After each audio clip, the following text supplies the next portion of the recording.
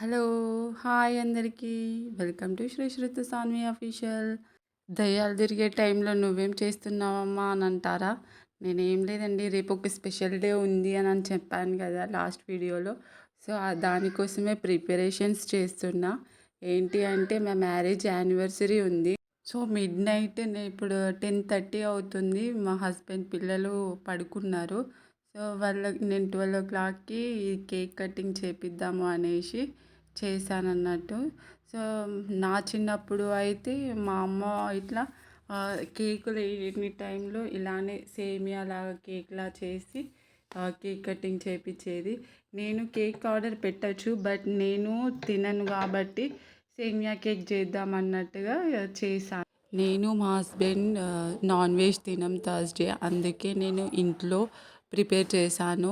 బయట నుండి అంటే తీసుకురాలేక అని కాదు. ఇక మేము నాన్ వెజ్ తినం కదా అనేసి ఇంట్లోనే చేద్దామన్నట్టుగా చేశా. ఇది వెడ్నెస్డే నైట్ అట్లా 10:30, 11 అవుతుంది. కొంచెం సర్ప్రైజ్ చేద్దామన్నట్టుగా అలా ట్రై చేశాను. అందుకనే బయట నుండి నేను కేక్ తెప్పించలేదన్నట్టు. చేస్తే ఆర్డర్ పెడితే తెలుస్తుంది కదా! సో, మళ్ళీ ఎగ్ ఇలా కలుస్తుంది అనేసి ఇంట్లోనే చేద్దామన్నట్టుగా చేశా. చిన్నప్పుడైతే మా అమ్మ ఎప్పటికీ ఇదే చేసేది. కానీ చాలా బాగుంటుంది. మీరు కూడా ట్రై చేయండి. అప్పుడే 1 అవరే కాబట్టి స్పూన్‌తో తినేసాం. కానీ అది మనం మార్నింగ్ చేసి ఈవినింగ్ తిన్నామనుకో సేమ్ అది కేక్ లానే వస్తుంది.